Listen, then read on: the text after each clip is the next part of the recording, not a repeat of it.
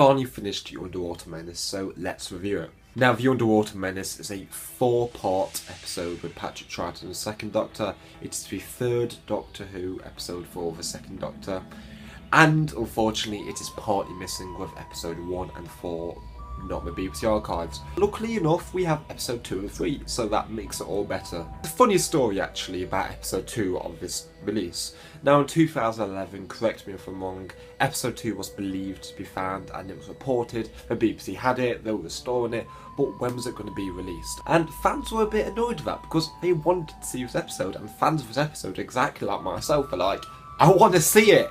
When is this going to be released? Few years later, and we finally have an actual DVD release. So, was it really worth all the hype? To me, absolutely. I am a massive fan of this story. It is one of my favourite stories. For some people, this story is not their favourite, as I've been on a few forums, seen a few videos, seen a few reviews on the story, and this really is my favourite story. I can see why personally, but I just love many of the qualities, as I'm a massive fan of what they use in the story. The plot is the Doctor, Jamie, Polly and Ben land on a seaside resort area, typical UK like it normally does happen, but here's where the plot gets really weird. They get kidnapped and taken to Atlantis, where they meet Professor Zoros, where he has a plan to resurrect and bring Atlantis on top of the world by draining the sea. Yes, that is the plot of this episode. It is interesting, very out there plot, very big. It really is. I will say it to you, but I'm a fan of really weird stuff. I was even a fan of Sleep No More, the new series, so say what you want about me. So it's set after the Highlanders, and it's Jamie's first actual TARDIS adventure. This story really is meant to, you know, get Jamie to push him, give some personality, and it does that wonderfully. Jamie is a fantastic companion in this. Before you watch this, spoilers. I'll give you 5 seconds to come off.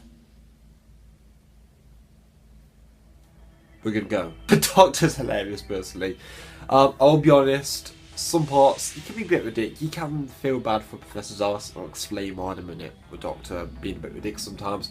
I thought it was one of them episodes where the Doctor couldn't do anything about it. Professor Zoros was never going to change.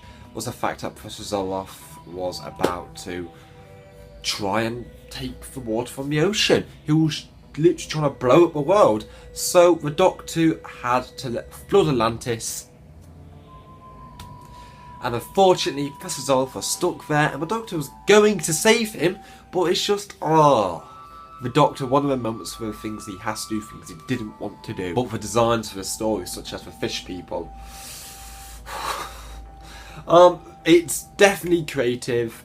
This is why I love 60s Who and classic Who, because they're all creative, and I love that about it. I love the designs for fish people, they're so awesome. Would I recommend this story?